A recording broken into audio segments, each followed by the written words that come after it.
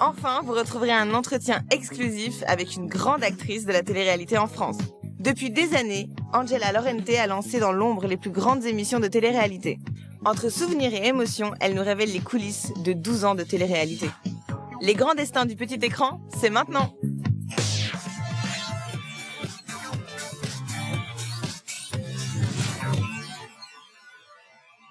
Il est maintenant temps de retrouver l'un des grands témoins de la télé-réalité qui, 12 ans après le premier Loft, revient sur cette belle aventure. Dans l'ombre, la patronne de la télé-réalité en France, c'est elle. Un talent hors du commun pour dénicher les bons candidats et un flair incroyable pour développer des émissions phénomènes. Vous ne la connaissez peut-être pas, mais elle vous connaît par cœur.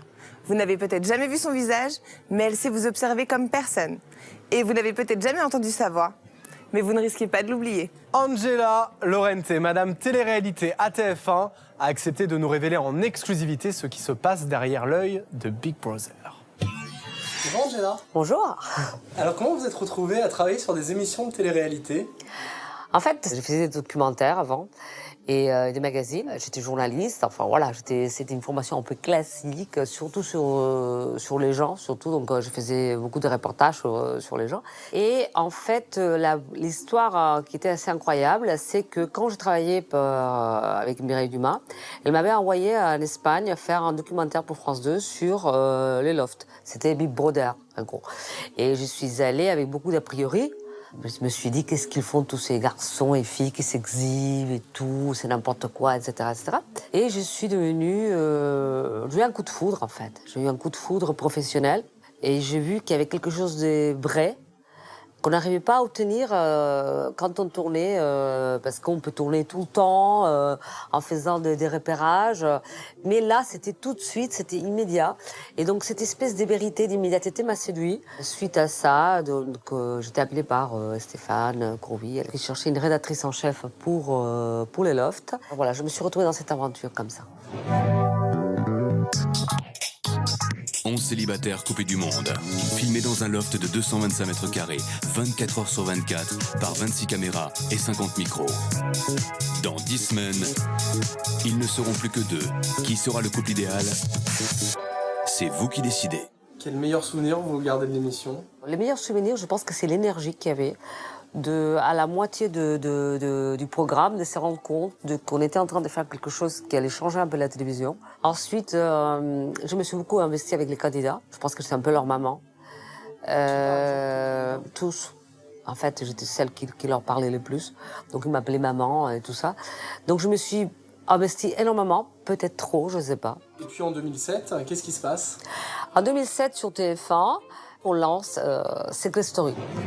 Ils ont tous un secret. Je leur ai confié une mission, le garder à tout prix pendant 10 semaines. Mais sauront-ils relever ce défi sans être démasqués?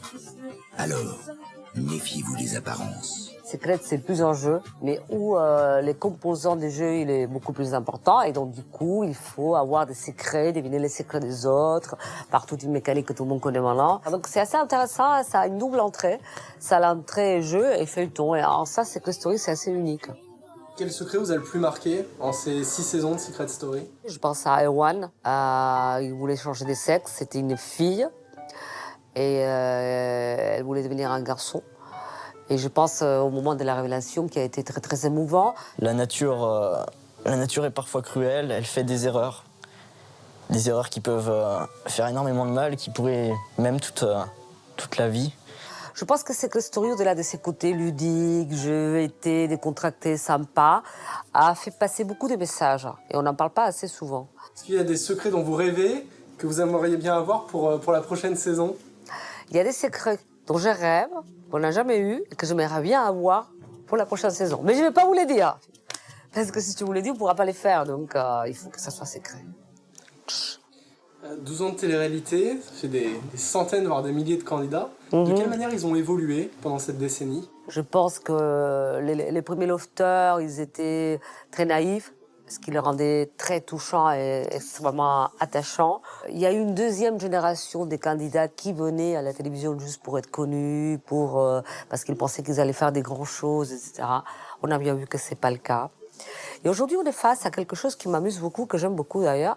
C'est des candidats qui viennent participer à des programmes, vivre des aventures différentes, juste pour eux. C'est-à-dire, en gros, ils ont envie d'une aventure, ils vont faire Koh-Lanta. Ils ont envie de vivre en communauté, machin, ils vont faire Secret Story. Ils ont surtout souvent une idée derrière la tête, donc d'en faire quelque chose après. Ils prennent un peu la télévision comme un self, un peu, où ils prennent des choses qui leur intéressent. Donc, c'est dans cette optique-là qu'aujourd'hui, des candidats se présentent au programme, et je trouve ça très sain et très bien, en fait. En parlant de carte célébrité, on vous connaît bien pour votre place. Est-ce que vous aviez eu envie, quand vous étiez plus jeune, mais maintenant, de participer vous-même à une émission de télé-réalité? Je sais pas, en fait. C'est difficile aujourd'hui de dire que j'aurais pu participer à une émission de télé-réalité parce qu'on peut pas être juge et parti. Mais pourquoi pas? Ça m'amuse. Ma vie est un peu une télé-réalité déjà, donc même plus que la caméra. Et quelle émission on aurait pu vous voir, par exemple? Ah là, je dirais pas. Je crois qu'il faut l'inventer, l'émission. Je crois qu'il faut l'inventer, en fait. Ouais, on pourrait l'inventer. Pourquoi pas? Merci, Angela. Derrière.